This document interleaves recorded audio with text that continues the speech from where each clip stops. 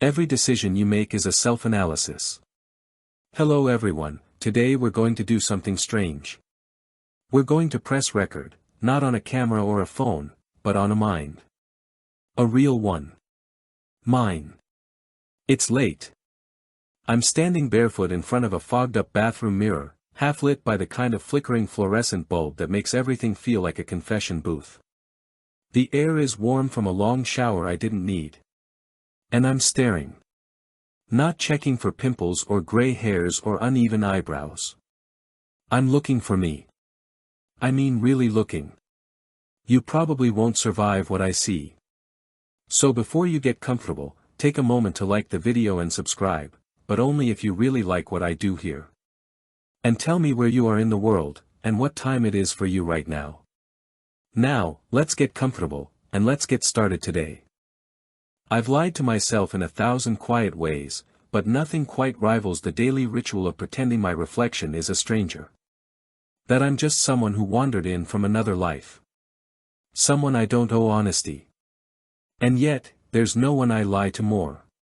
Hey, you're doing fine, I say, brushing my teeth like I haven't spent all week spiraling through unfinished tasks and unfinished thoughts. You're just tired, I add, like tiredness explains this kind of emptiness. I say things like, you'll start tomorrow, even though I've been starting tomorrow since last spring. The lies are gentle. That's the worst part. They're sweet, like cough syrup, smooth enough to soothe, even when they're poison. It's funny, isn't it? How we never call it lying when we're the target. We say, I'm being optimistic or giving myself grace. But if I told someone else the things I tell myself, if I promised a friend I'd be there and never showed up, if I said I believed in someone while quietly doubting their every move, I'd be considered toxic. Unreliable. Manipulative, even. There's a phrase in psychology, self-concept clarity. It basically measures how clearly you see yourself, how stable that self-image is over time. Mine. Picture a jigsaw puzzle dumped on the floor, half the pieces belonging to other boxes. Some days, I feel like I'm inventing myself just to have something to look at. I wear goals like costumes. I perform hope like an actor who's forgotten the plot. One moment I'm someone ambitious. The next, I'm the ghost of who I might have been. A weird fact I read once, did you know that octopuses have 3 hearts? 2 pump blood to the gills, and 1 to the rest of the body. When they swim, the heart that feeds their body actually stops. That's how I've felt lately, like I'm trying to move forward while the part of me that's meant to keep everything alive shuts down. And still, I smile at the mirror. Today's going to be better, I whisper like it's a magic spell. Like today has no memory of yesterday. I don't want to say but, I know how many times I've said that and done nothing. I know how many dreams I've dragged behind me like suitcases I'll never unpack. I know that my confidence is like Swiss cheese, full of holes, but I walk around pretending it's whole. And the mirror knows it too.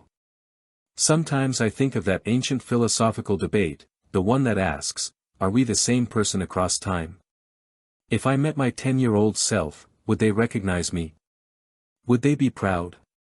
Would they feel betrayed? I remember a time I wanted to be an astronaut. Then a filmmaker. Then a paleontologist. Each phase had notebooks full of scribbles and stars, sketches and schemes. Where are those now? Scattered across drives and dusty shelves, or locked behind passwords I don't remember.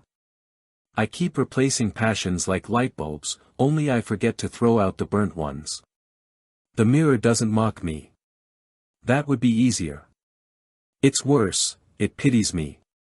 It sees through every excuse, every shrink-wrapped promise I sell myself at 2 a.m. when I need to believe that next week I'll be different. You don't need to be fixed, I mutter, trying to push the thought away. But the voice in my head rolls its eyes.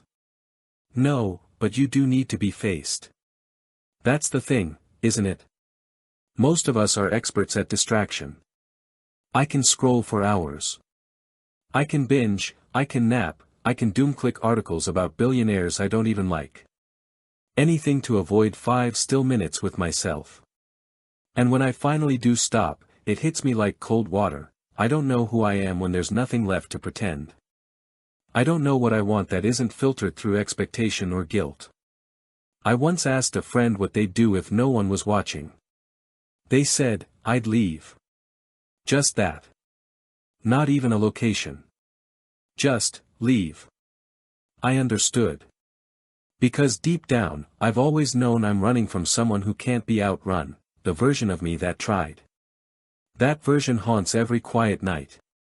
It's the one that believed in something, anything. The one who still thought love was possible, or change was real, or that people could keep promises, especially to themselves. The version I see in the mirror. That's the one who survived. The one still standing, however crooked. And maybe there's something heroic in that. Maybe not. I don't know. I'm still figuring it out. But tonight, for once, I meet my own eyes. I don't flinch. I don't smile. I just watch. And in that stillness, something small breaks open. A crack in the mirror's surface. Not from glass, no. From recognition. From finally realizing I don't have to lie to myself to survive. I can look. I can name the patterns. I can ask, gently, what now? And maybe, just maybe, that's the first honest thing I've done in years. The morning pretends to be soft. It always does. Like a guilty friend, offering coffee as apology for last night's unraveling. The sun spills through the blinds just right, Instagram lighting, golden and forgiving. But I know better now. Mornings don't heal anything. They just mask it. I sit at the edge of my bed, feet flat on the floor, fingers tracing the mug in my hand. The warmth isn't comfort, it's a distraction. Like everything else I reach for when I don't want to feel the thing underneath. This morning, like many others, begins with a decision. Just one. But I already know how it ends. It's not dramatic. There's no explosion, no betrayal, no forbidden kiss. It's a simple decision, and that's what makes it dangerous. I ignore the important task again, push it to tomorrow, tell myself I need just one more hour of mental prep. 1 hour becomes half the day. Then the day becomes a week. And before I know it, I'm watching another sunset through the fogged-up window of self-disappointment. Everything I touch burns. Not literally. But emotionally, spiritually, occasionally financially, yes, absolutely. It starts with something small. I promise to reply to a friend's message. Later, I say. But later becomes too late. I forget a deadline, miss a birthday, cancel plans with a vague excuse about a lot going on. I'm not a bad person, I genuinely want to do better. But wanting is not the same as doing. That's the curse of emotional arsonists like me. We don't mean to set things ablaze. We're just careless with sparks. I think about a friend I used to talk to every day. We were each other's lifelines, texting at 3 a.m. about fears, fantasies, failed attempts at adulthood. Then one day, I stopped responding. Not because they hurt me. Not because I was mad. But because I didn't feel like I deserved the friendship anymore. I ghosted myself out of someone's life because I felt like a fraud. I still think about them. I wonder if they think about me. Probably not. That's fair. We like to believe emotional damage comes from huge events, divorces, betrayals, death.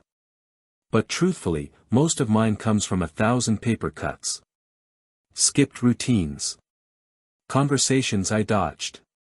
Little promises to myself that evaporated before noon. And when I do try, really try, I overcompensate. I spend 5 hours redesigning a resume I won't send. I clean my room with the precision of a crime scene crew just to avoid writing one honest paragraph in a journal. I pretend I'm improving when I'm just distracting myself with polish. There's a phrase I once read in a research article, executive dysfunction cloaked in productivity. I do everything except the thing I fear. I accomplish noise. Not progress. People think the opposite of success is failure. It's not. The opposite of success is avoidance. Because at least failure proves you tried. Avoidance just builds walls you decorate with recycled excuses. And look, I know all the mantras. Progress, not perfection. Do one thing each day that scares you. Be here now. But sometimes I want to scream at the posters and mugs and Pinterest boards. Because being here doesn't help when here feels like I'm stuck in a room with all my failures whispering in the corners. This rarely gets the attention it deserves, decision fatigue. When your brain makes too many choices, even tiny ones, it starts malfunctioning. You pick the wrong things. Or worse, you pick nothing. And then you feel lazy, when in truth, you're just fried. This morning, I chose the easier thing. Again. I told myself it wasn't a big deal. Again. And just like that, the wildfire starts. A small flame of guilt, ignited by an ignored to-do, spreads across my self-worth until I'm sitting in mental smoke, wondering why everything feels like failure. I'd love to say there's a fix. That I journaled and healed. That I read a self-help book and suddenly stopped flaking on myself. But healing isn't linear, and guilt doesn't respond to bullet points. Sometimes I still sit on the couch with a bowl of cereal and think, what am I even doing here? But then, sometimes, I do get up. Sometimes, I answer one email. Sometimes, I drink water instead of coffee. Sometimes, I breathe and say, okay, let's try. Not to be dramatic, but those little choices. They're revolutions. Quiet ones, yes. But real. There's an ongoing debate in academic psychology. Is change more successful when it's incremental or when it's forced by a sudden disruption? I don't have the answer. I just know I've built enough fires with my own inaction. And today, maybe, I'd like to carry water. It's late now. The sun's doing that romantic fade, the one that makes everything look like it belongs in a coming-of-age movie. But my life isn't a movie. It's a sequence of moments, stitched together with music I can't always hear. Still, I'm trying to listen. I once tried to count the lies I've told. Just the ones to myself. Not the little social lies we all use, I love that for you, or, let's definitely catch up. No, I mean the real ones. The ones that build your life on sand. I stopped counting around line number 4127. That one was, I'm fine. Said it to the mirror again. Said it to my phone screen when I opened the calendar and shut it before I saw what I'd forgotten. Said it to a friend who asked, everything good, with that half-curious, half-I hope you don't answer tone we all use. The truth was, I didn't know. I still don't know. What even is, fine, supposed to feel like? Not drowning. Not panicking. Not bored. There's something fascinating about confabulation, a neurological phenomenon where your brain fabricates memories to fill in gaps it doesn't want to admit. Basically, it lies to you and you believe it. I think I've been confabulating my emotional state for years. Inventing false stability. Remembering peace that never existed. I lie to myself in tone, too. It's not a big deal is one of my favorite vocal outfits. I wear it with deadlines, lost friendships, unspoken feelings.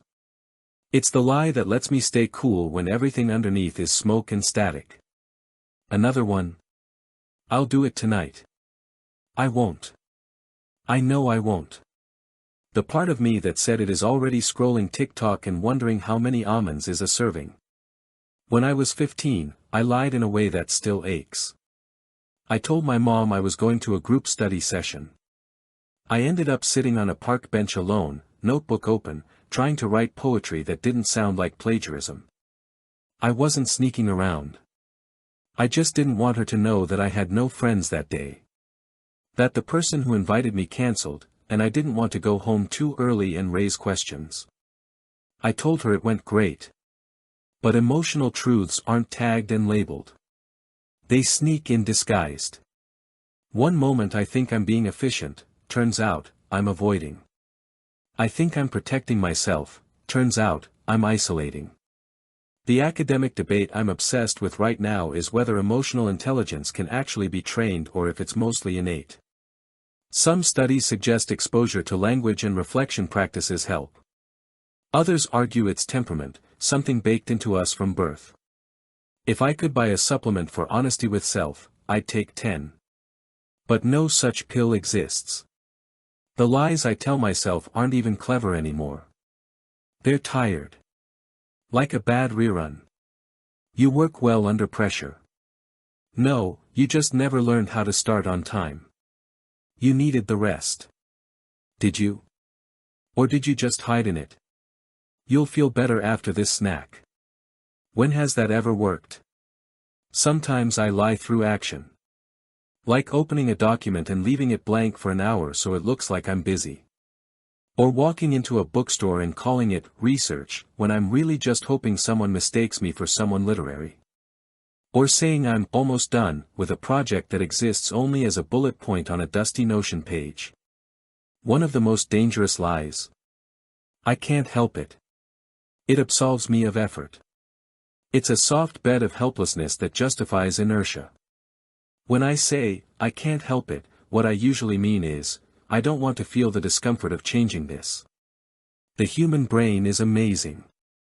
It can solve math problems, paint murals, compose symphonies. But it's also a master of cognitive dissonance reduction, a fancy term for justifying your own nonsense. You know you're acting against your values, but your brain whispers, well, this is different because you're tired/stressed/busy/lonely. Lies become pillows.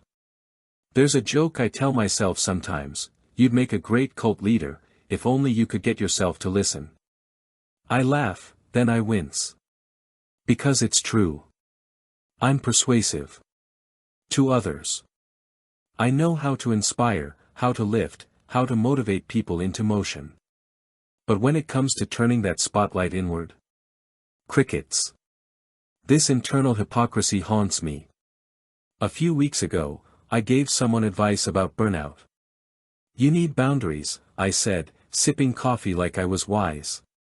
You need to treat your rest as sacred. Then I went home and worked until 2 a.m. on a task no one asked for. Why? Because I didn't want to face the quiet. Because I'm addicted to the feeling of almost caught up. And I'm never caught up. I've been thinking about this. Most of us are lying to ourselves, not out of malice, but because we don't know who we'd be without the lie. Lies are scaffolding. They hold up the persona we think people want. And until we learn to sit with the rawness underneath, we cling to the illusion. So what now? Am I going to start telling the truth? Always? Probably not. But maybe I can start small. Instead of saying, I'm fine, maybe I say, I'm figuring it out. Instead of, I'll do it tonight, I can say, if I don't do it now, I probably won't.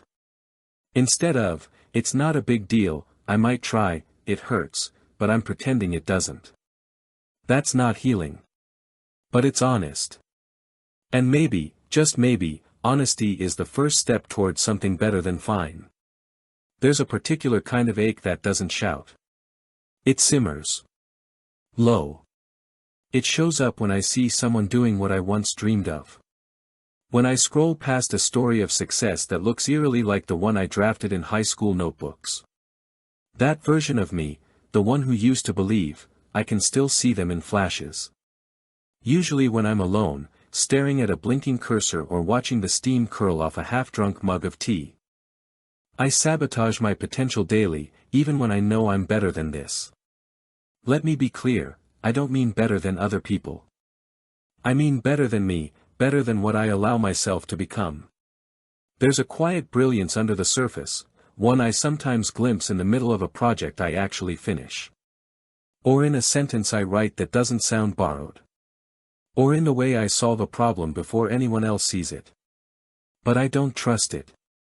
I've built a whole identity around almost, and I'm terrified of what happens if I cross the threshold into actually. I once saw this image online, a golden Buddha statue, massive and regal. But the caption wasn't about what it was about how it had been hidden under layers of clay for centuries. Literally. People covered it up to protect it during war, and then they forgot what was underneath. That stuck with me. Maybe I've been adding protective layers my whole life, forgetting there was gold underneath. I think we all know what it feels like to be good at something but never quite great. To be told we're full of potential so often that the word becomes a curse. Because potential means you haven't done it yet. It's like a check you never cash. Imagine that. A do-over button baked into your biology. Part of me thinks I've been trying to live like that. Avoid failure so I can keep pretending I'm still in potential phase. Never cashing the check. Just staring at it. There's a phrase tossed around in psychology, imposter syndrome. But what I deal with sometimes isn't that. It's more like saboteur syndrome.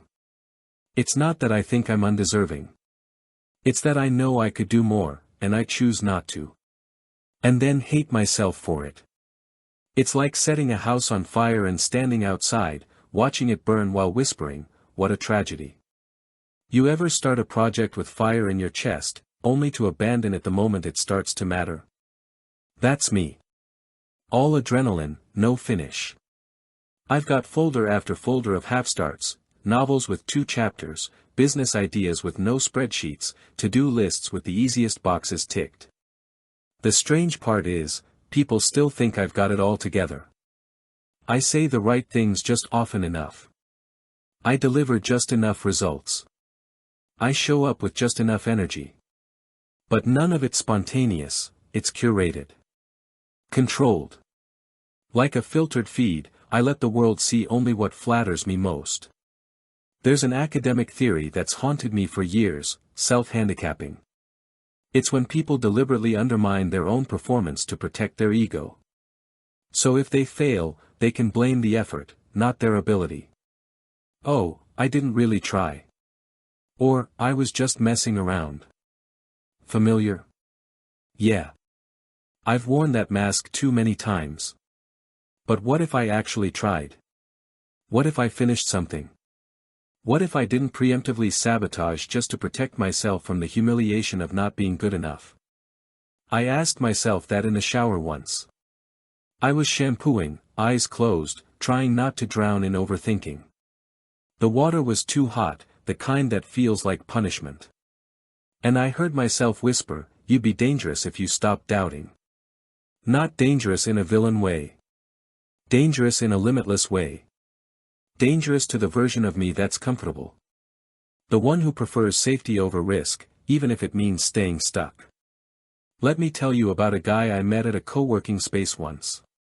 He was building an app. It was terrible. I mean, like, crash on startup terrible. But he believed in it so hard that investors were giving him money. Not because the app worked, but because he did. That belief. I don't have it. Not in myself. Not yet. Sometimes I wonder, was I too smart, too early? I figured out how to game the system in school, how to get by with minimal effort. A's for charm. Gold stars for surface brilliance. But no one ever taught me how to struggle. So when I hit real walls, I panicked. I thought struggle meant I was failing. Now I know, it just means I'm growing. But knowing that and living that are miles apart. Another oddity, when I really care about something, I procrastinate even harder. It's like my brain guards the things that matter most. I won't write the essay that matters. Won't send the email that could change things. Because if I give it my all and it flops, then I'm exposed. Then the gold under the clay isn't gold at all. Just more dust. But I'm tired of this loop. Tired of building sandcastles and calling them fortresses. I want to finish something. I want to prove, to myself, not anyone else, that I can be more than ideas and unfinished drafts. There's a quiet power in choosing to try, knowing full well you might fail. It's like walking on a high wire while knowing there's no net. But what if the trick is this: you are the net? Maybe I am the thing that catches me. And maybe, if I give myself permission to believe in what I could be, not just what I've avoided becoming, I'll finally see what all that potential was really about. I found an old phone in a drawer last week. You know the type, thick, clunky, battery barely clinging to life. The screen was cracked like a spiderweb of forgotten memories, but it still powered on. That felt symbolic, somehow. The past, refusing to die quietly.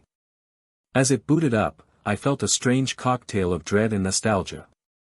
Like opening a time capsule you never meant to bury.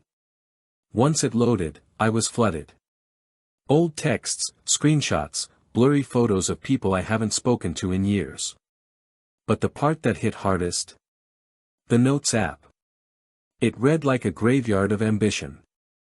Titles like Startup Pitch Outline, Book Ideas, Diet Plan That Will Finally Work. Each one started strong. Passionate. Detailed. Some even had timestamps like I wanted to prove to the future me that this time it was serious. But it never was. Scrolling through old messages, I discover the archived dreams I abandoned. It felt like discovering the ghost of someone who used to believe in things. And not abstract things like growth or alignment, no, they believed in doing. In building. In risk. In possibility. They even had a calendar reminder titled, Pitch Myself, Even If I Suck. I laughed. Then I sat down and nearly cried. You know what's weirder than failing? Seeing how hard you once tried and realizing you just gave up. Not all at once. Not in some dramatic, curtain-closing finale. Slowly.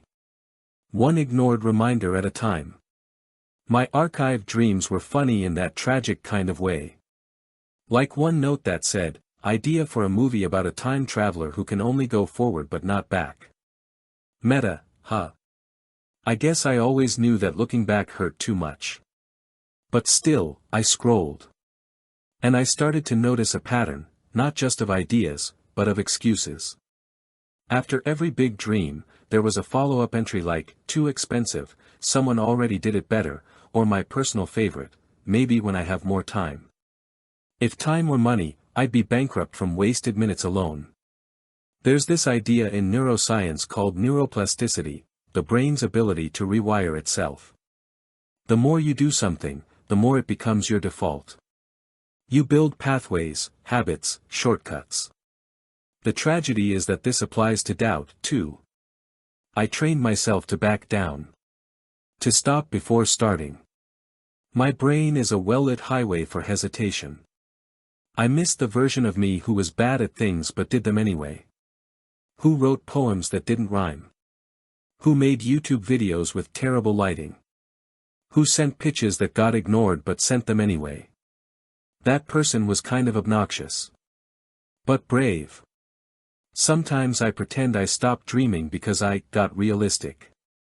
But if I'm honest, I think I just got tired of the quiet ache that comes when dreams don't bloom on cue. So I archived them. Labeled them as, maybe someday.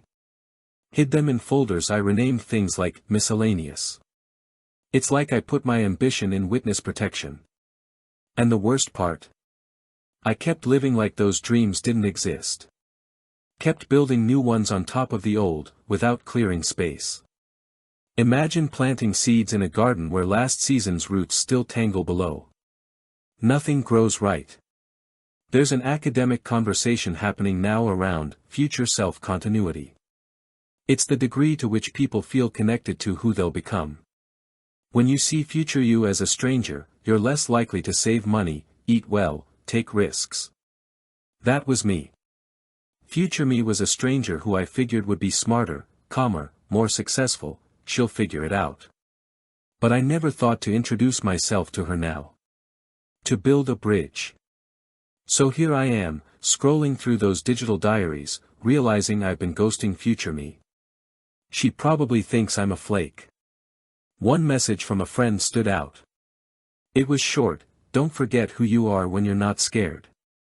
I remember reading it at the time and brushing it off. But now it feels like gospel. Because fear has been the silent architect of so many of my choices. Not just fear of failure, but fear of exposure. Fear that someone will see me trying and not be impressed. Or worse, that they'll be indifferent. And I know, that people say, "Don't care what others think." But that's like telling someone with a broken leg, "Just walk it off." The fear isn't in logic. It's in wiring. And my wiring was shaped by years of trying to impress people who never asked me to. I used to think dreams had to be big and loud. But some of the ones I saw on that phone were quiet. Gentle. Like, learn to cook something without Googling. Walk into a room and not apologize for existing. Make something that feels like me. And I guess what breaks my heart is that I never gave those dreams a fair shot. Not because I was lazy. But because I didn't think I deserved to enjoy the trying. So I'm trying now. Trying to let myself scroll without judgment. To read these little notes without adding a sarcastic comment in my head. Trying to remember that it wasn't delusion, it was hope. Hope in lowercase letters. Messy, real, innocent hope. And maybe the point of finding that old phone wasn't to mourn what I left behind. Maybe it was to remind myself that those dreams aren't dead. Just archived. Waiting. I walked into the kitchen this morning and instantly forgot why I was there. Stood in the middle of the room like a poorly written video game character, waiting for the next command. Was I looking for food? My phone? Closure? Who knows? Instead, I opened the fridge, stared at a jar of mustard for 45 seconds, then walked out with nothing. A perfect metaphor for my life. I walk into a room, see what needs doing, and find 5 distractions instead. There's a phenomenon called attentional bias, where your brain gives preferential treatment to certain stimuli based on emotional relevance. Basically, if your brain is trained to find distractions, it'll always find them. I have a PhD in this. I can walk into a room intending to pay bills and end up rewatching a documentary about Antarctic penguins with British narration. Did I learn anything? Not really. But now I can tell you that emperor penguins can dive over 500 meters. That's farther than most submarines. That's how avoidance wins. It disguises itself as curiosity. I tell myself I'm researching when I deep dive into productivity apps I'll never use. I'm cleaning my space for clarity when I rearrange pens instead of writing a single word. I tell myself I'll start once I've earned it, once the vibe is right, the tea is hot, the desk is clean, the lighting is soft. But the vibe is never right when fear is in the room. And it always is. Avoidance isn't just procrastination. It's a survival instinct. A soft, velvet rope between you and the terrifying act of showing up fully. Because when you do the real thing, the vulnerable thing, you risk failure. Judgment. Worse, indifference. And so I dance around it.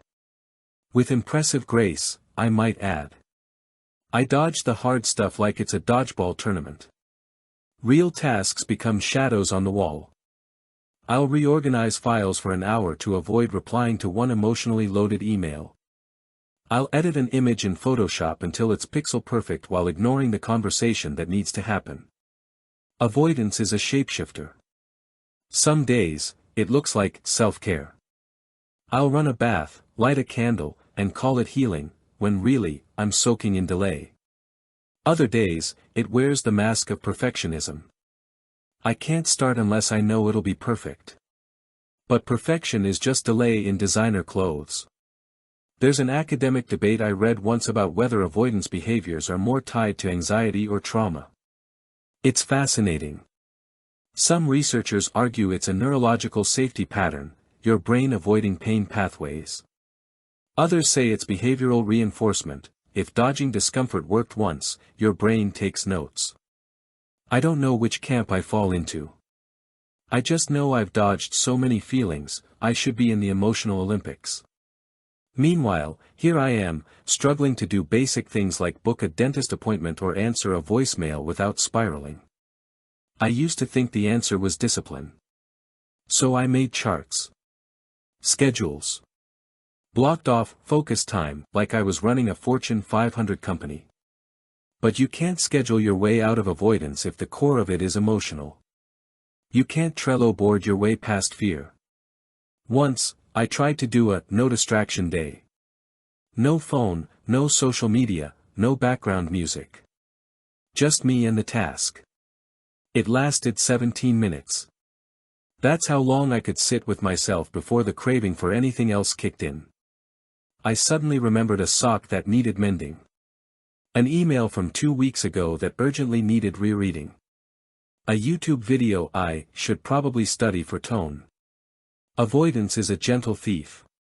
It doesn't rob you in the night. It just takes 5 minutes at a time. Then again. And again. You don't notice until it's July and you're still talking about plans you made in February. Sometimes, distraction saves me. Sometimes, stepping away lets the thing inside me breathe. I've had breakthroughs mid-laundry. Found clarity while rearranging plants. Laughed myself out of an existential spiral watching a dog try to bite a sprinkler. So maybe it's not about eliminating avoidance. Maybe it's about understanding it. Knowing when it's a wall and when it's a window. There's something called the Zeigarnik effect, the brain's tendency to remember unfinished tasks more than finished ones. That's why open loops haunt us. And it's also why starting, even messily, can break the trance. The trick isn't to finish. It's to begin, in the smallest, ugliest way possible. So today, I didn't write the whole pitch. But I opened the document. Typed one terrible sentence. Let it sit. That was enough to quiet the chaos for a while. I still walk into rooms and forget what I came for. Still find new rabbit holes to fall down. Still bookmark resources I'll never return to. But maybe I'm learning that noticing is the first rebellion. Noticing when I'm slipping. Naming it. Not blaming, just naming. Because shame thrives in secrecy. And avoidance wears 1,000 names: research, rest, readiness. But I know its face now. And slowly, I'm learning how to stay. Love is a word I've thrown around like confetti. Told people I loved them after 3 weeks. Swore I meant it. Wrote songs, whispered sweet nothings, sent voice notes at 2 a.m. with my voice low and sugar-coated. And I believed it. I did. Until the silence afterward arrived like a punchline with no joke. I confuse obsession with affection, proving I never learned the difference. I've realized that, I didn't love them. I loved the idea of being loved by them. Subtle difference. Crucial one.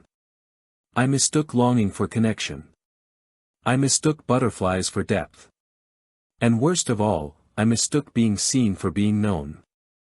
And once the shimmer wore off, once it became real, messy, uneven, I panicked. Because real love doesn't perform. It doesn't rehearse. It shows up in sweatpants and silence and asks, "Are you still here?" I wasn't. Not really. When someone didn't text back fast enough, I'd spiral. Read every word I sent like a forensic linguist, scanning for the moment I pushed them away. I called it being intuitive. Truth was, I was obsessed with control. With managing the narrative of what they thought of me. That's not love. That's just fear and lace. Did you know that parrots name their babies? Wild, right? They use unique vocal calls for each chick, and those names stay with them. Meanwhile, I've dated people whose birthdays I can't remember. People I swore were my soulmates, but couldn't even tell you their middle names now. How's that for perspective? There's an open debate in relationship psychology about attachment theory, whether our adult intimacy patterns are truly shaped by childhood or if they can shift through experience. I want to believe they can. I need to believe they can. Because otherwise, I'm just a grown-up child chasing unavailable people to recreate a familiar ache.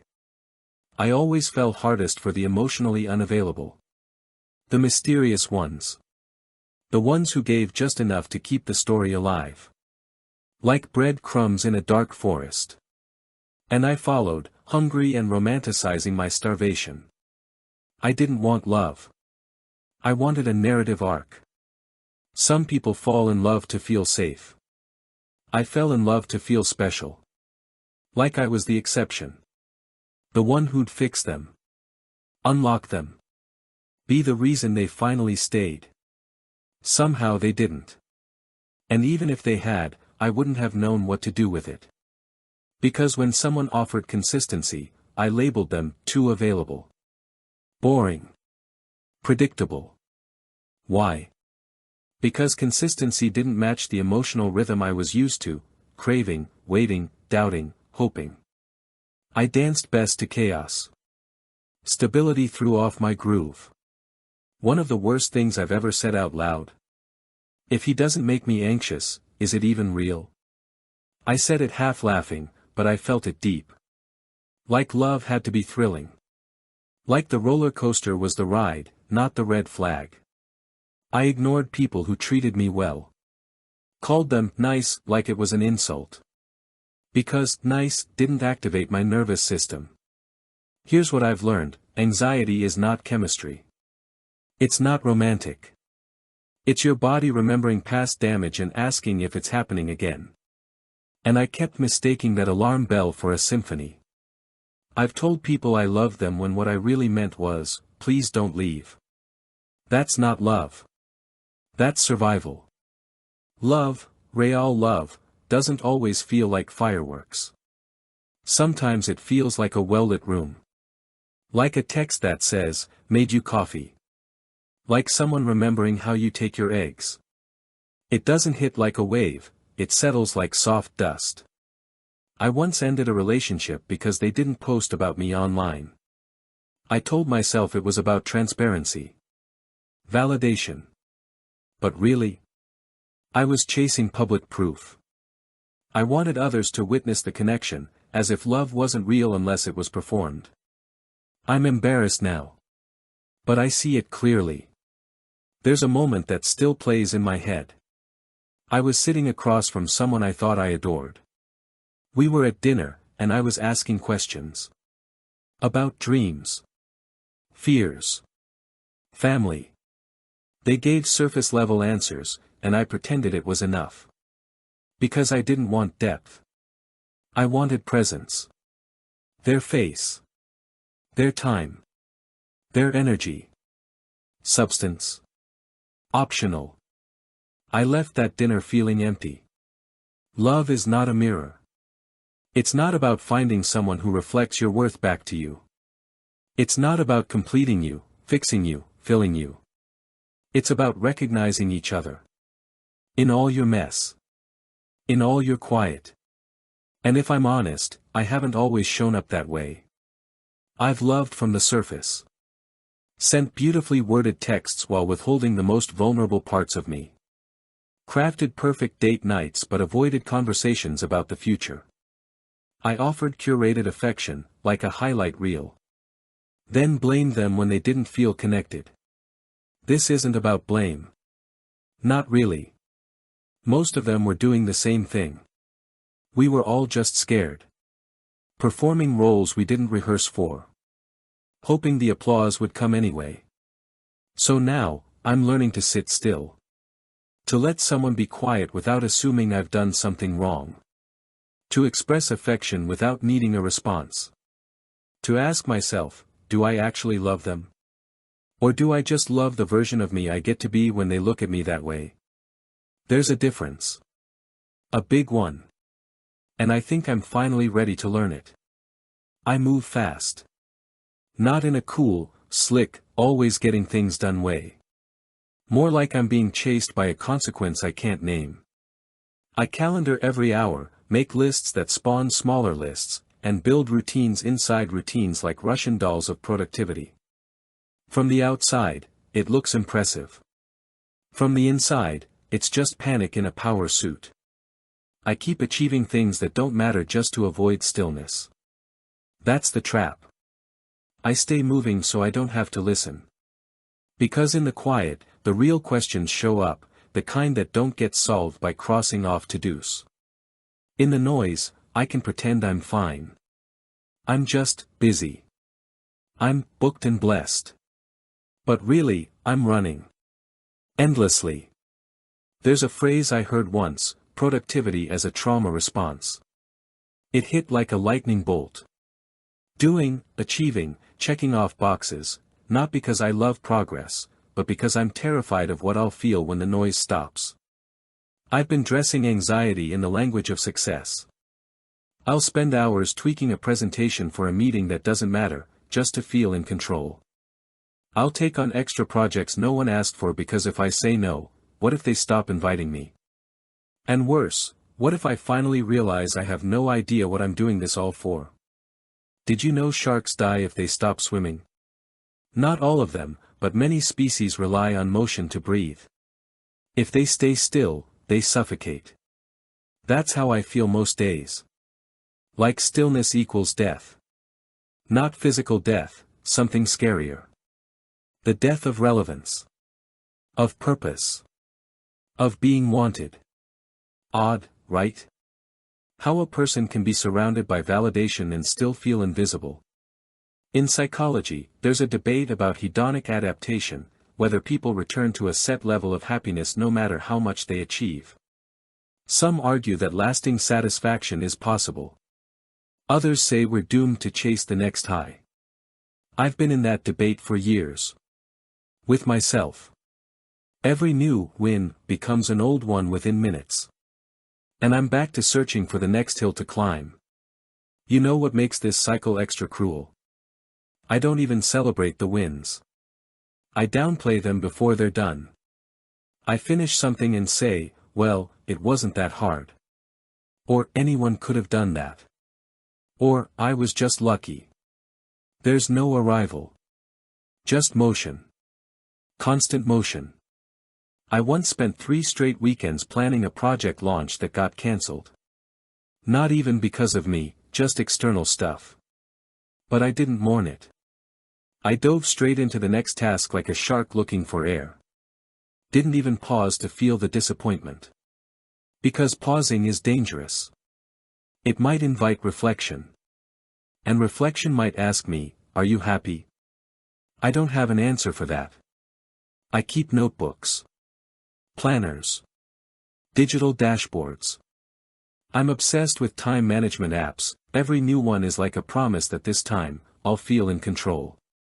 I color code tasks. Track water intake.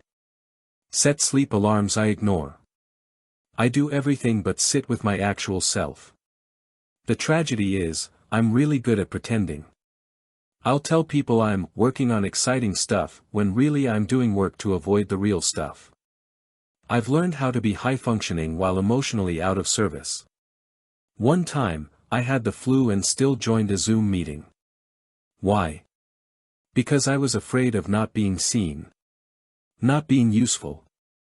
My voice sounded like gravel and my camera was off, but I was there, pale, coughing, nodding. Achieving. Dying a little. Sometimes I wonder what I'd create if I wasn't afraid.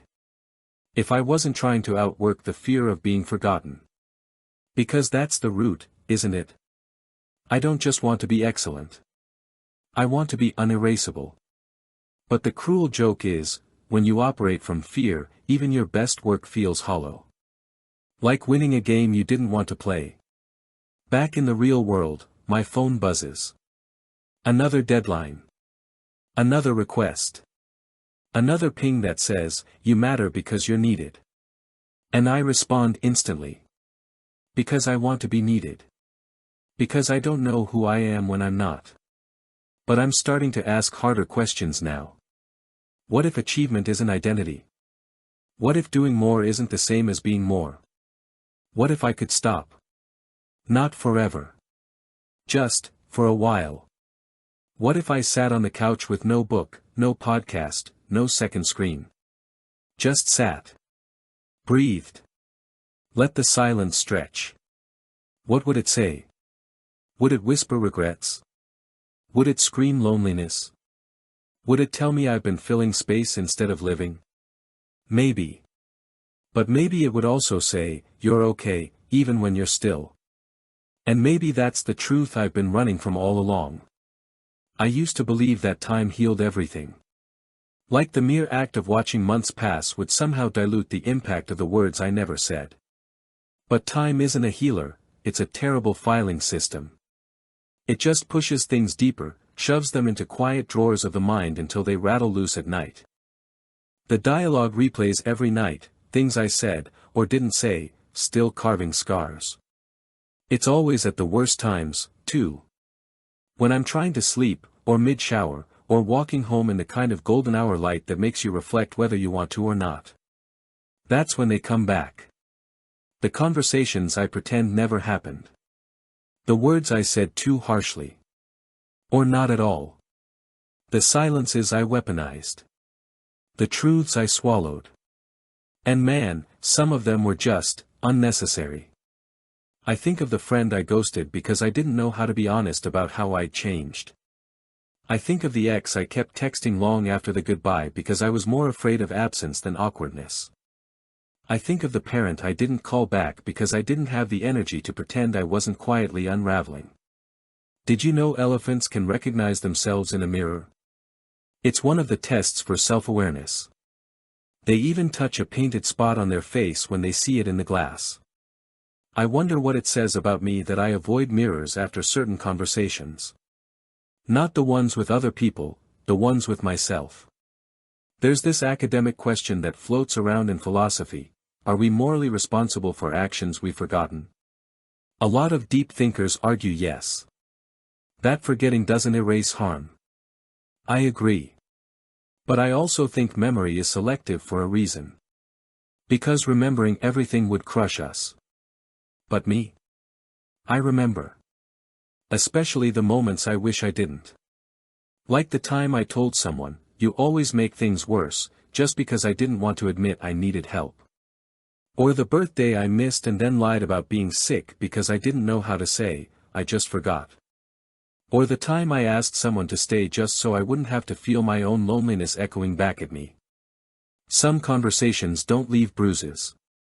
They leave hauntings. I still hear certain tones of voice in the middle of good days. That raised octave of disappointment. That clipped "okay" that meant not okay. The shaky breath before someone says, "We need to talk." You don't forget those. Your body doesn't let you. Odd fact of the day: goats have accents. Apparently, their bleats change depending on their social group. Which makes me wonder, how much of my voice has been shaped by the people I've tried to please? How many times have I softened my truth to fit someone else's comfort? Or sharpened it out of fear?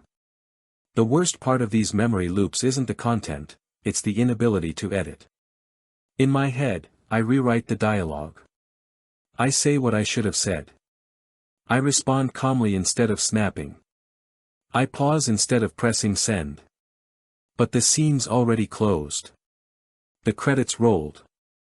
And still, I direct alternate endings in the dark. There's a term in neuroscience: reconsolidation. It means that each time you recall a memory, you slightly alter it before storing it again. Which means, none of these conversations replaying in my head are exactly how they happened. They're remixes. Versions skewed by guilt, nostalgia, pride. But does that matter? The regret feels real. The silence feels real. One person told me once, "You don't listen, you just wait for your turn to speak." And I hated them for it. Not because it was untrue, but because it was painfully true. I've spent a lot of my life performing understanding, nodding on cue, smiling with empathy, while rehearsing my response.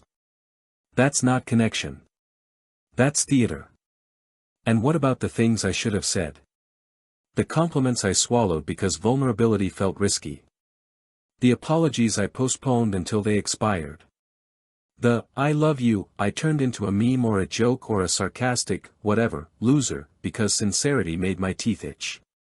It's not just the things I regret doing, it's the things I regret withholding. There's this idea floating around in therapy circles: the body remembers what the mind represses. And lately, my chest has felt heavy. Not because I'm carrying secrets, but because I'm carrying the weight of unsaid truths. They stack up. Little stones behind the sternum. I want to make amends. But sometimes the moment's gone. The number's disconnected. The friendship faded. Or the wound I caused isn't fresh anymore, it's scar tissue. And do I really want to go scratching at old scars? Maybe not always. But maybe sometimes, the healing isn't in the fixing. Maybe it's in the owning. Owning that I said the wrong thing. Or didn't say the right thing. Owning that I was too tired, too afraid, too human. Owning that I hurt people even when I didn't mean to. That I disappointed people who deserved better. That I let silence speak when I should have shown up with messy, imperfect honesty. So, here's what I'm trying now. When the loop starts replaying, I don't fast forward. I let it play. I listen. Not to shame myself, but to understand myself. I ask, what would I say now, if given the chance? And sometimes, I say it out loud. Even if no one's there. Even if it's just me, whispering into the dark.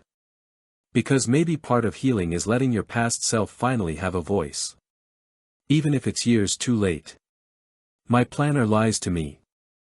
Not outright. Not in bold-faced deception. But in soft betrayals. In neat checkboxes beside tasks I never completed. In color-coded optimism that stains every Monday morning.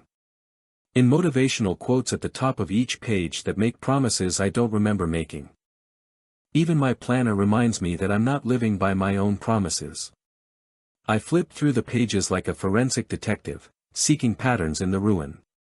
Gym, 7 a.m., it says on 5 consecutive Wednesdays. I went once. Call mom. Still not checked off. Finished draft. Ha. That one's been rolling over like a bad credit score. The truth is, I love the idea of having a life that's organized, purpose-driven, relentlessly on track. I buy the tools. I watch the YouTube videos. I bookmark templates with names like goal setting for visionary minds. I build elaborate morning routines that fall apart the first time I oversleep by 7 minutes. In Japan, there's a concept called sundaku, buying books you never read. I do the same thing with planners. Every January. A fresh start, still warm from the printer. I write in the first week with a sense of mission, like I've hacked life. By March, it's a ghost town. A museum of my unmet intentions. And yet, I don't throw them away. I keep them. Line them up on a shelf, spines taut with pretense. Because even my failures feel like artifacts. Maybe one day, I'll need to remember who I thought I'd be. There's an academic discussion I came across once about implementation intentions, the idea that making specific, detailed plans increases the chance of follow-through. Like, not just, go for a run, but run around the block at 7 a.m. wearing my green shoes. The more vivid the plan, the more likely it is to happen. I've tried this. I've mapped out entire weeks to the hour. And for about a day and a half, it works. I feel powerful. Like a general of time. But then life nudges me, an unexpected message, a bad sleep, a mood I can't shake, and suddenly I'm erasing again. Rescheduling. Pretending the ink never dried. The worst part? I use my own unmet plans as ammunition. I look at all the unchecked boxes and whisper, see? You can't even keep a promise to yourself. And that sentence, gentle, internal, poisonous, seeps into everything. Why do we do this? Why do we keep documenting what we hope to do when we know we won't? Maybe it's not about the execution. Maybe it's about hope. The planner is a future self love letter. An ideal version of me, writing ahead, saying, I believe in you. And when I fail, it's not just a missed task, it's a rejection of that belief. Sometimes, I lie in bed and flip through old planners like yearbooks. Past versions of me, so convinced I was on the brink of changing. There's a bittersweet beauty in that kind of delusion. A soft, human ache. Because the thing is, I was trying. Every unchecked box still represented desire. And isn't that something? But desire without discipline is just a wish. And I'm full of them. I wish I followed through more. I wish I called people back. I wish I didn't use busyness as an escape. I wish I remembered that the planner is not the point, the living is. Let me tell you about the dream list I made on a long-haul flight once. I was between jobs, emotionally wrecked, clutching a paper cup of ginger ale like it had the answers. I wrote, without filtering, write something beautiful. Be someone's calm. Learn how to live without hating the quiet. Simple, soft things. Not accomplishments. States of being. That list is folded in the back of my current planner. I haven't touched it in months. But it's there. Like a whisper, don't forget.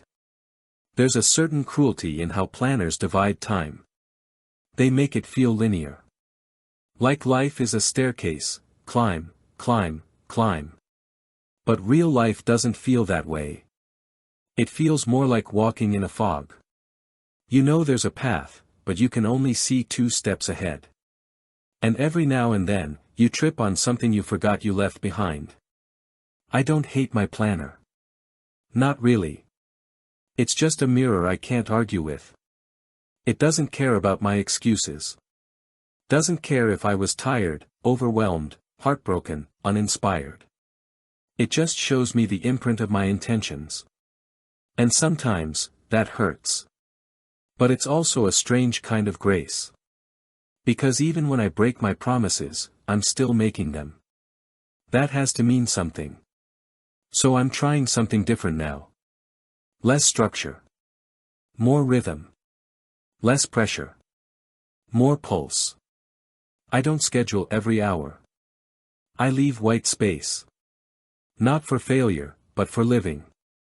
And when I miss a task, I don't strike it through with rage. I carry it gently. Ask it, do you still matter? If yes, I try again. If not, I let it go. I still believe in plans. In goals. In mapping dreams. But I'm learning to leave space for breath. For shift. For humanness. Because life isn't a checklist. And neither am I. It's a question I've whispered to myself in so many forms I've lost count. Sometimes it's gentle, a murmur beneath the noise. Other times, it punches through my chest when I see someone doing something I've only dreamed about. I ask myself this terrifying question, and try not to answer it: who would I be if I tried? Not just kind of tried. Not the performance of effort, the curated effort, the illusion of sweat. I mean if I really tried. Gave something my full self. No hedging. No disclaimers. No apologetic self-deprecation at the starting line. Because the truth is, I haven't. Not fully. Not once. I've flirted with effort. Teased it. Given just enough to be impressive, but never enough to be vulnerable. Because trying, truly trying, risks the worst possible outcome. What if it's still not good enough? I remember watching a kid on a diving board once, shivering, maybe 11 years old, knees locked, arms hugging themselves. The pool was full of laughter and applause, and they just stood there. For minutes. And when they finally jumped, it was awkward and clumsy and brilliant. I almost cried. Because that's me. Standing on that edge. Always. There's this open debate in educational psychology: is intelligence fixed or malleable? Growth mindset versus fixed mindset. Do we improve with effort, or are we just uncovering what was already there? I don't know. But I do know I've spent more energy protecting my ego than expanding my life. You can know that the average cloud weighs over 1,000,000 pounds. Just floating above us, casual and serene, holding weight we never consider. I think I've been doing that too. Carrying invisible weight so skillfully that even I forget it's there. The weight of all the things I might have been. I've always been good at potential.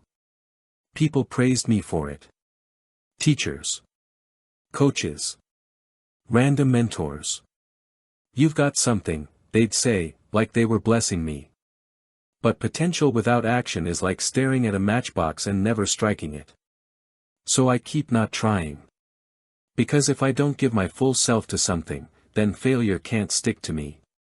I can always say, well, I wasn't really trying. That way, I protect the illusion that if I ever did give it my all, I'd win. I'd shine. I'd prove everyone right. But deep down, I'm scared they were wrong. What if the thing I've built my identity around, this unfulfilled brilliance, is a myth? What if I do try, and the world doesn't clap? Or worse, what if it does? Because success is terrifying, too. It asks you to become someone new. To grow into the life you always said you wanted. And growth means shedding. Shedding the stories, the limits, the lazy but comforting identity of almost.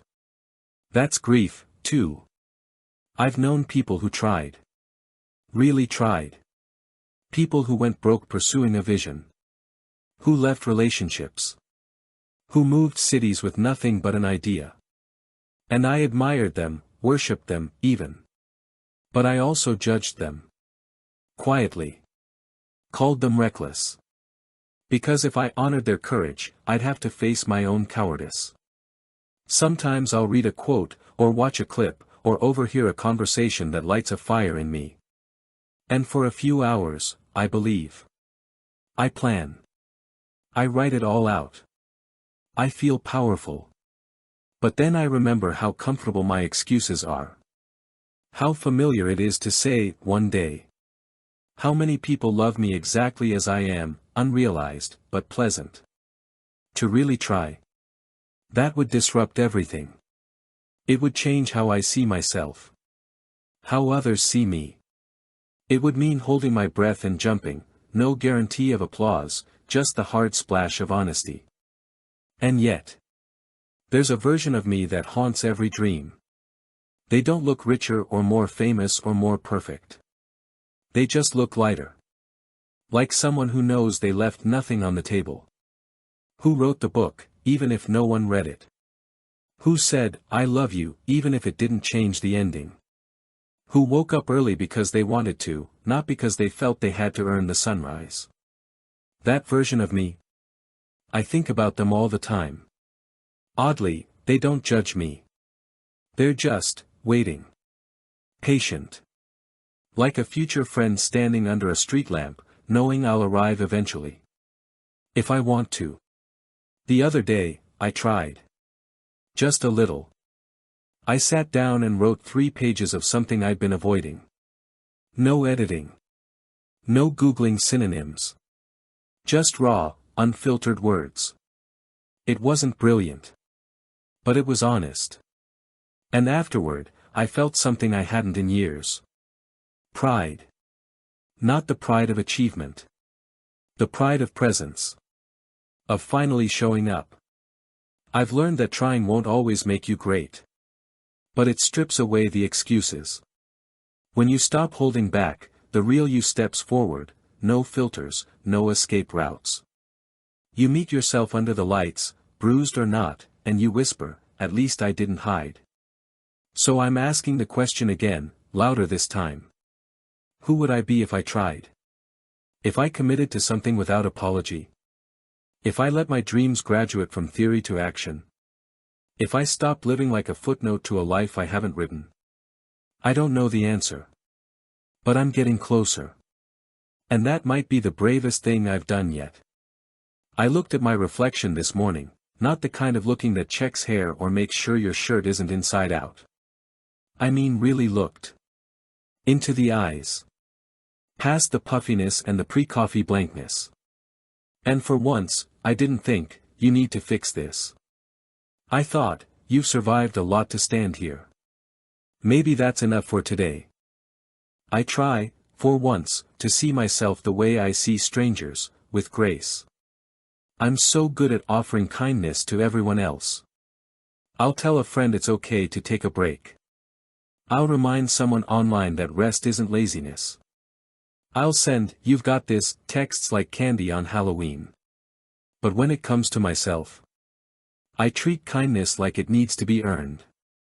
There's this idea in psychology called self-compassion, treating yourself with the same care and forgiveness you'd offer to a friend.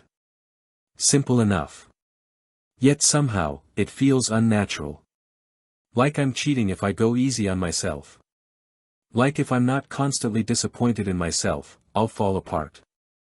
But here's the truth I'm beginning to see: I don't become a better person through self-criticism. I become smaller. Tighter. More afraid. That I could put my hand on a feeling and instantly know, this is sadness, or this is just fatigue dressed up as despair. Instead, I shame myself for the confusion. You should be better by now. You should have figured this out already. You're too old for this kind of spiraling. But who wrote those rules? Where's the handbook? I've seen strangers online post their vulnerabilities, messy rooms, tears in the car, burnt-out confessions, and my first thought is never judgment. It's love. It's God, me too. And yet I don't afford myself the same softness. I hold myself to impossible standards and then punish myself when I fall short.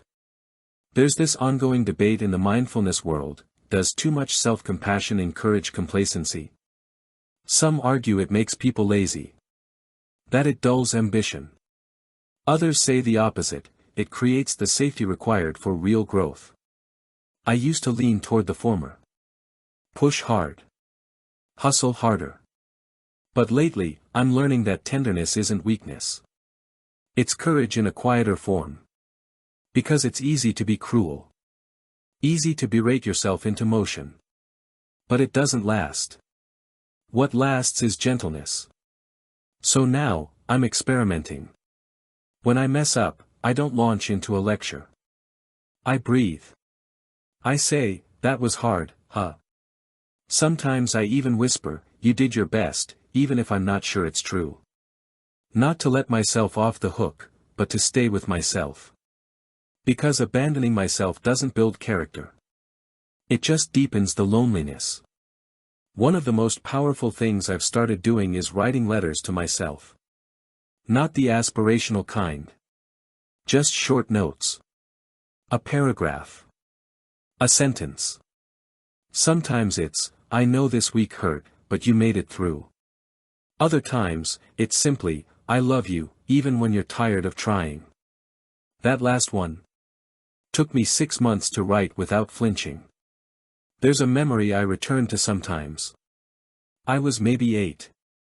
I'd forgotten my lines in a school play. Froze on stage. Just stood there, clutching my paper flower, heart pounding like a drum. And from the back row, I heard my dad's voice, calm, quiet, certain, "You're okay." That was it. And I was. I finished. Maybe not perfectly, but I didn't run. That's the voice I'm trying to give myself now. Not the screaming inner critic. The gentle reminder, "You're okay." Even when you forget. Even when you fall behind. Even when you disappoint yourself. You're still okay. Because here's the uncomfortable truth I'm beginning to accept: growth is slow. Change is awkward. And healing is not a performance, it's a relationship. With yourself. I'm not always good at it. I still have days when I look in the mirror and flinch. When I replay old mistakes like broken records. When I compare myself to people I've never met and decide I'm falling behind in a race no one invited me to. But then I catch myself. Not always. But sometimes. And in those moments, I soften. I speak to myself the way I'd speak to a child who's learning to walk. You fell. That's okay. Try again. Not because I'm weak, but because I'm worth staying with. And maybe, in the end, that's the kindness I've owed myself all along. It sounds impressive when I say I'm ambitious. I can make it sound like a badge of honor. I just like to stay busy, I tell people with a smile that doesn't quite reach my eyes. Always chasing the next thing. It's charming, maybe even admirable, if you don't look too closely. I call it ambition, but it's just fear of being forgotten. There's a little voice in my head that whispers, keep moving or they'll stop clapping. And it's exhausting. Like being on stage long after the curtains should have closed, dancing out of obligation, hoping no one notices I've forgotten why I climbed up here in the first place. When I was younger, I wanted to be great. But I didn't know what great meant. I thought it was trophies, applause, credentials next to your name on a plastic door. I thought greatness was external. And maybe that's how the fear started. If I wasn't being seen, I wasn't being real. There's this concept in psychology called extrinsic motivation, doing something for the reward, not the process. That's been me, more often than I care to admit. Not because I don't love creating, thinking, dreaming, but because deep down, I need to prove that I exist. That I matter. So I overachieve. I fill every calendar slot. I say yes to projects that drain me. I strive. I curate. I chase. But I rarely ask why. There's an ongoing debate in social science about legacy, whether the desire to be remembered is rooted in ego or a natural human need for continuity. Some say it's noble. Others say it's a distraction. I don't know where I land. I just know I've feared irrelevance for as long as I can remember. Not death. Irrelevance. Being forgotten. Like a post no one liked. A story no one saved. A name on a class list that someone squints at and says, "Oh, yeah. I think I remember them." That fear is what drives my fake ambition. Because real ambition is rooted in joy. In purpose. In pull, not push. Fake ambition is performance. It's pressure. It's fear wearing a very expensive blazer. And it's exhausting. I've launched things I didn't care about. Finished tasks I resented. Been applauded for work that left me hollow. Because I thought that's what success was, being seen doing things, even if they meant nothing to you. It's wild how easy it is to confuse being busy with being fulfilled. It's even easier to build an entire identity around productivity. But when the noise stops, when the inbox is empty and the notifications slow, I'm left with myself. And often, I don't know what to say to them. Because I've spent so long trying to be impressive, I forgot how to be real. Let me tell you about a moment that gutted me. A friend once said, "You're always building something, but you never seem happy." I laughed it off. But it landed. Hard. Because they were right. I was building ladders to nowhere. Climbing for the sake of climbing. And I didn't even know what I was reaching for. So lately, I've been asking a new question. Not, will this impress people? But, will this feed me? Will it bring peace? Joy? Alignment? Sometimes the answer is no. And I still say yes. Because fear is a habit. But sometimes, I pause. And in that pause, I hear something quieter than fear. It's not a roar. It's a whisper. You're allowed to be small sometimes. You don't have to perform worth. You're already here. How radical that feels. To just exist. To do things because they call to you, not because they make a good caption. To rest without needing to earn it. To stop mid-sentence and say, "This doesn't matter to me anymore." To say no without a reason. To stop chasing a legacy and start chasing presence. I'm still learning how to do that. Still addicted to the dopamine hit of external praise. Still afraid of being unseen. But I'm practicing. Practicing sitting still without proving anything. Practicing doing one thing at a time. Practicing asking myself, what do you want, really? And most of all, practicing living without a mask labeled ambitious. Because fear makes a poor compass. And I'm tired of navigating my life by shadows. It didn't start with fireworks. There was no thunderclap of transformation. No montage sequence of me turning my life around in perfectly edited frames. It started with a pause. A weird, uncomfortable pause. Where I didn't reach for my phone. Didn't open a tab. Didn't try to optimize anything. I do one thing differently, and it cracks my whole internal algorithm. It was something embarrassingly small. I made tea. And I didn't check my email while it steeped. I didn't scroll, didn't multitask, didn't fill the air with productive noise. I just stood there. Smelling chamomile. Listening to the quiet bubble of a kettle. Existing.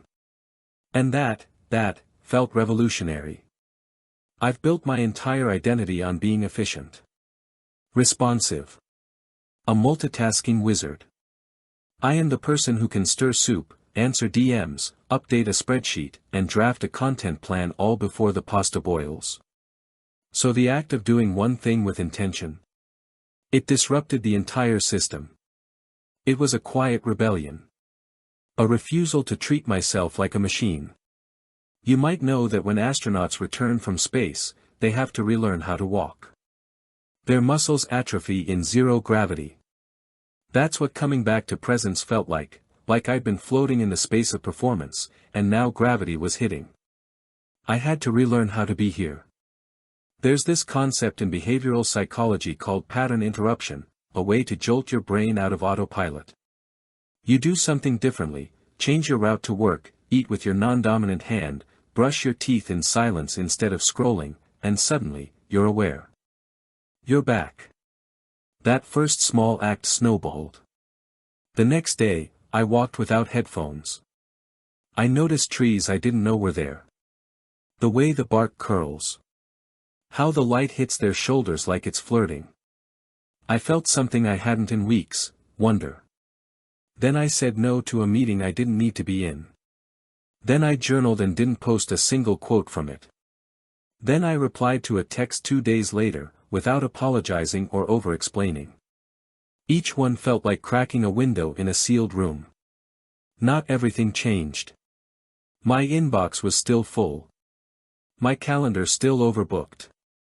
But I changed. Just enough to feel it. Because rebellion doesn't always look like quitting your job or moving to another country. Sometimes it looks like drinking your coffee while it's still hot. Sometimes it looks like deleting an app. Sometimes it looks like saying, actually, I don't want to do that anymore. The academic debate I've been circling lately is about neuroplasticity in adulthood. How much can we really rewire ourselves, and how quickly? Some say habits form in 21 days. Others argue it takes more like 60, maybe 90. But honestly, I think the magic isn't in when the change sticks. It's in realizing that you can change. That you're not stuck. That your identity isn't concrete, it's wet cement. And yeah, my internal critic was loud. The voice that says, you're falling behind. You're slacking. You're not trying hard enough. It clung to me like static. But another voice started rising. One I hadn't heard in years. Softer. But steadier. It said, maybe slower is okay. Maybe not every hour needs a color-coded task. Maybe rest isn't a pit stop between achievements, but the road itself. Maybe delight counts as progress. Maybe being is enough sometimes. One of the most bizarre but comforting discoveries. Slowing down didn't kill my creativity, it unleashed it. In the quiet, ideas returned. Not forced ones, not monetized ones, just thoughts. Weird, beautiful, unfiltered thoughts. Like what it would feel like to write letters to strangers. Or build a library where books are sorted by mood, not genre. Or write a novel where the main character never actually does anything dramatic, they just think deeply and change quietly. Would anyone read that? Maybe not. But that's not the point. The point is, I want to write it. Because I'm finally hearing myself again. Without algorithms. Without applause. Without urgency. And yes, there are still days I relapse into chaos. I still triple book myself sometimes. Still scroll for no reason. Still mistake busy for meaningful. But now I notice. I see the moment where I get to choose. And more often than not, I choose differently. Not because I've mastered mindfulness. But because I've tasted the alternative. And it's delicious. It tastes like being human. Like coming home. Like turning off the performance and letting the silence clap. Like realizing I'm not broken, I was just caught in a rhythm that wasn't mine. And now. Now I'm dancing offbeat. Humming my own tune. Walking slower. Drinking tea. And that's enough. More than enough. There was no grand climax. No ha-ha moment bathed in golden light. No cinematic string section rising beneath my transformation. It was just a morning. A regular one. Shoes by the door. Dust on the windowsill. An email I didn't rush to answer. I realize freedom isn't loud, it's the moment I stop holding my own leash. I stepped outside barefoot, coffee in hand, letting the chill bite at my ankles. The sky wasn't extraordinary. The air wasn't unusually crisp. But everything felt clearer. Like the world wasn't asking anything from me. Like, for once, I wasn't asking anything from myself. Just there. Breathing. Existing.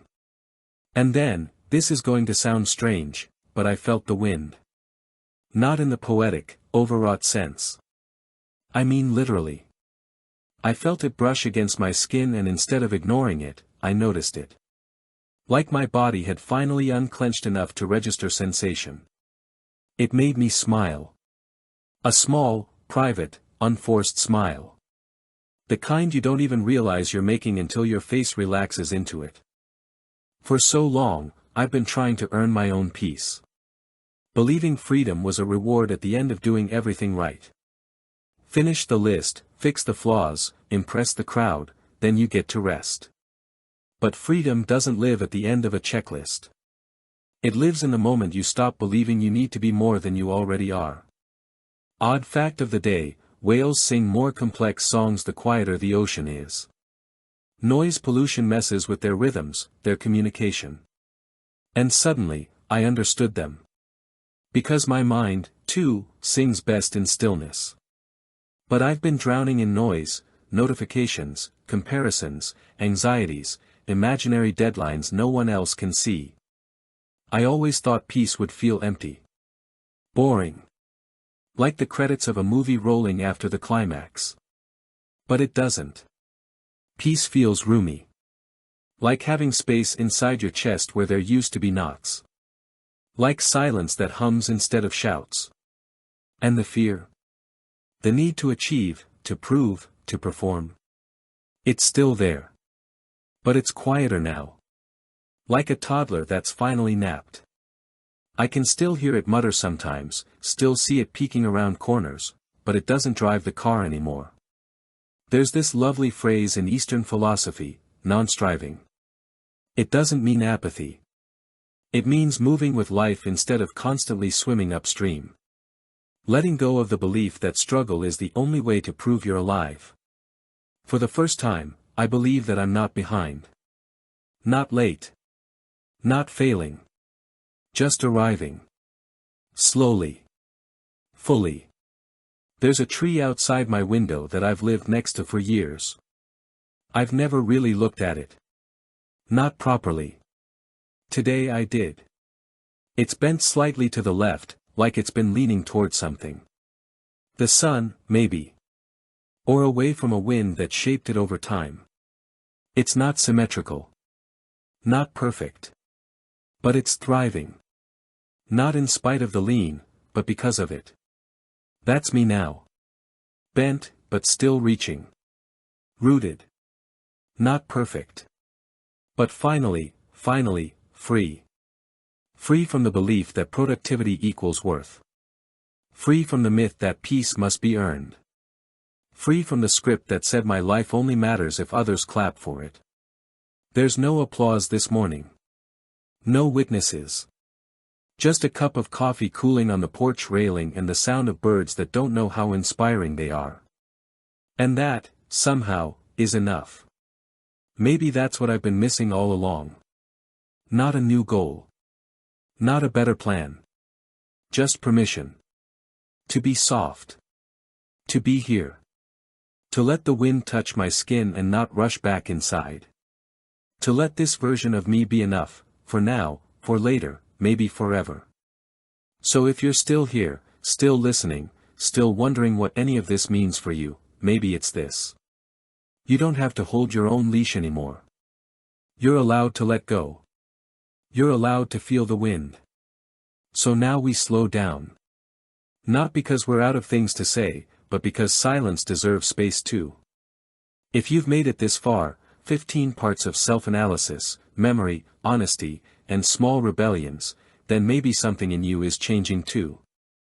Maybe something cracked open. Gently. Quietly. You've listened to a mind unfold itself. Not perfectly. But truthfully. We walked through mirrors and lies, through ambition dressed in fear, through planners full of promises and feelings we still can't name. We've met ghosts of our past selves, said words we should have said years ago, and paused long enough to feel the wind. That counts for something.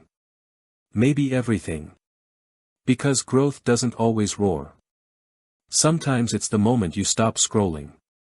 Or the instant you decide not to over-apologize. Or the pause before you say yes to something that doesn't serve you anymore. You don't have to build a new life overnight. You just have to stop holding yourself hostage in the one that hurts. Let yourself shift. Let yourself be human. No checklist. No transformation montage. Just soft permission to choose differently, over and over, until it feels like coming home. You're not behind. You're not broken. You're not the sum of unfinished tasks or conversations you replay at midnight. You're here. And maybe that's enough. So breathe. Blink. Let the credits roll without rushing to what's next.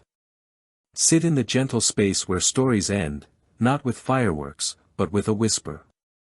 You're okay. You made it. And you don't have to try so hard now. The wind is waiting.